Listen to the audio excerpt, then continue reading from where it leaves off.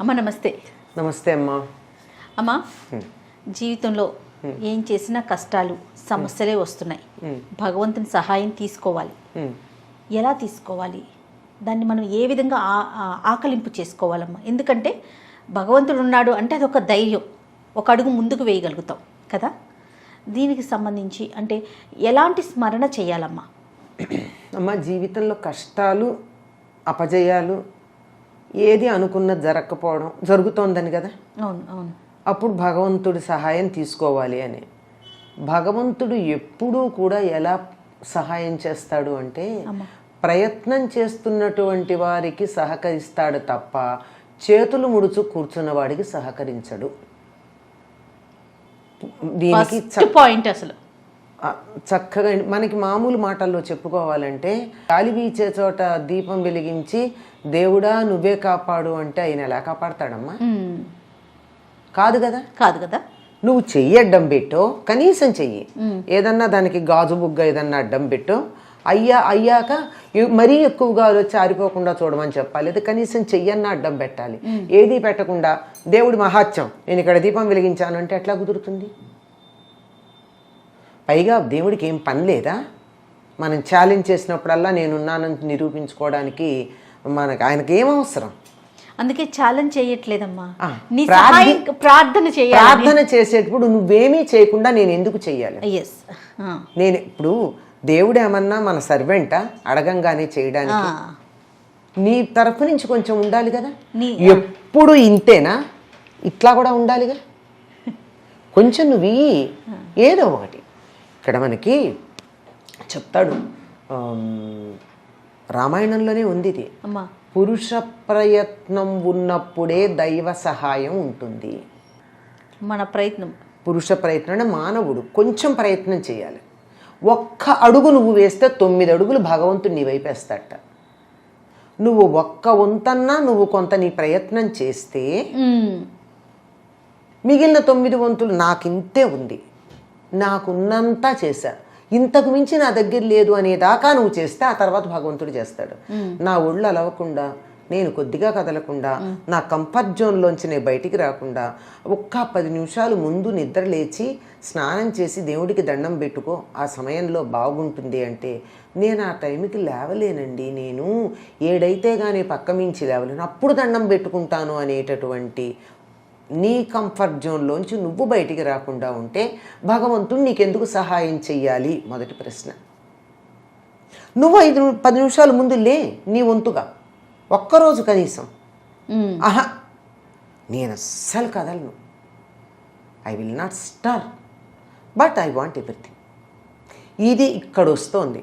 మన ప్రయత్నం చేశామా లేదా అన్నది మొదటి వస్తుందండి. ప్రయత్నం చేయడం మన బాధ్యత, ఫలితం ఇవ్వడం అనేది భగవంతుడికి సంబంధించింది. ఆ ఫలితం ఇచ్చేటటువంటి చోట భగవద్ అనుగ్రహం ఉండాలి, అంతేగాని ప్రయత్నం కాదు. మనకు ఒక కథ కూడా చెప్తారు. ఒకసారి ఎప్పుడో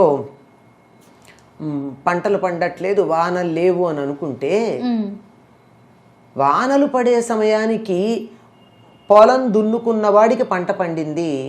తర్వాత ఎప్పుడో వానలు పడ్డాయి, ఎట్లాగో వానలు పట్టలేదని పొలం దున్నుకోకుండా ఉన్నవాడికి పంట పండల. నువ్వు దున్నుకుని సిద్ధంగా ఉంటే కదా నీకు పంట బాన పడి నీకు పంట పండడానికి వీలైంది.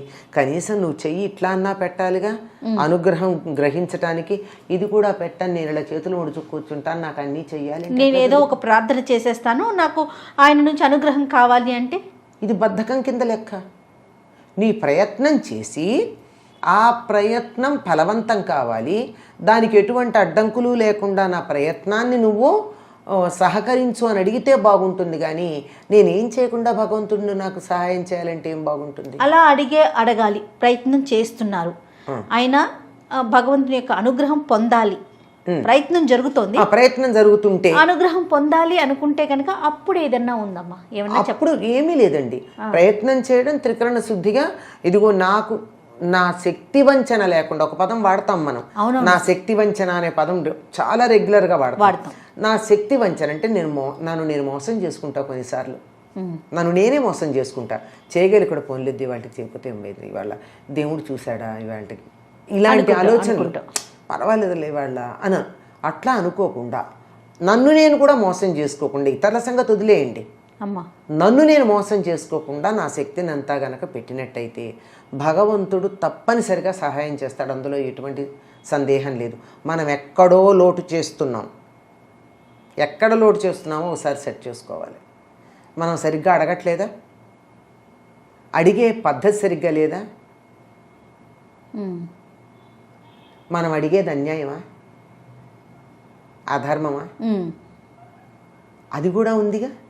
అధర్మమైన కోరికలు కోరితే తీరుస్తాడా భగవంతుడు? లేదు. అందులో కొంత ధర్మం కూడా ఉండాలి కదా. ఇన్నో ఆలోచించాలి. అంతేగాని ఊరికే కూర్చుని భగవంతుడు నాకు ఏం చేయలేదు ఏం చేయలేదంటే ఎందుకు చేస్తాడండి? మనం గజేంద్ర మోక్షం కథ తెలుసు. ఎంతో కాలం అయిన తర్వాత ఆయన సరైన వాళ్ళని ఏం ప్రార్థించుకోలే. తర్వాత అన్నాడు, నాకెవరి పేరో తెలియడం లేదు, ఎవరిని చేయాలో, ఈ విశ్వమంతా ఎవరు వ్యాపించున్నాడో వాడే అన్నాడు. అప్పుడు టక్కుని వచ్చాడు, సరైన అడ్రస్ ఇచ్చాడు అనమాట. కోడ్ సరిపోయింది, అది ఫోన్ కాల్లో కరెక్ట్ నంబర్కి వెళ్ళింది, వచ్చాడు. అది కూడా ఉంది. అవును.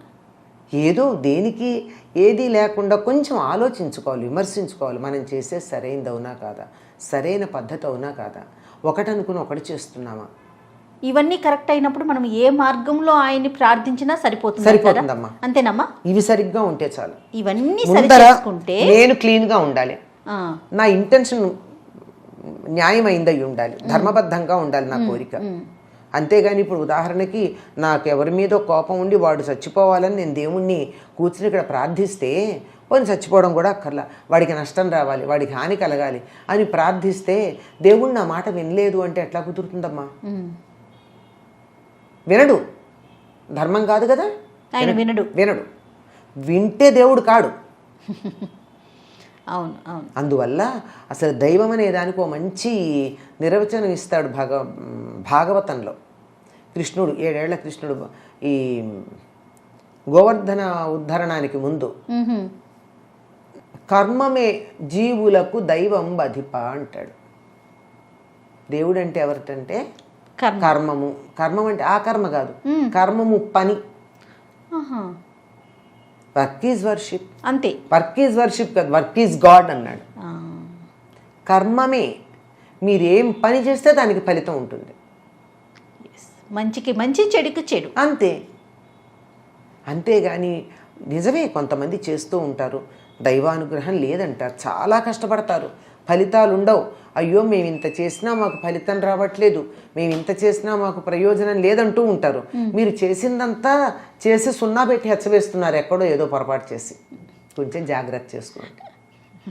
ఇంకోటి కూడా ఉంది, మనం ఏదన్నా సత్కార్యం చేసేటప్పుడు మనం ఏం చేస్తున్నా సరే, మనం చెడ్డ మాట మాట్లాడితే అంతకుముందు చేసిందంతా సున్నాతో హెచ్చవేసినట్టు. ఇది చాలు. గంట పూజ చేసాం, చిట్ట చివరిలో ఫోన్ వచ్చింది, వెళ్ళి అటెండ్ అయితే అటెండ్, లేకపోతే లేదు, తర్వాత కాల్ బ్యాక్ చేయి. ఈ లోపల వీడెవడు, ఈ దుర్మార్గుడు నాకు ఫోన్ చేశాడు అని వాడిని తిట్టుకున్నాం అనుకో, ఇంకెందుకు ఆ పూజ, నువ్వు గంట చేసిన పూజ గోయిందా. అది ఇట్లాంటివి ఉంటాయి. ఇవి తెలియక మేం చేసిన వాటికి ఫలితం లేదు అని. అందుకే ముందు ఏది చేయాలన్నా చిత్తశుద్ధి కావాలన్నారు.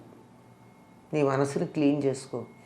పాయసం వండాలంటే పాత్ర శుభ్రంగా ఉండాలి, లేకపోతే కిలిమెక్కి పాయసం పాయిజన్ అవుతుంది కదా.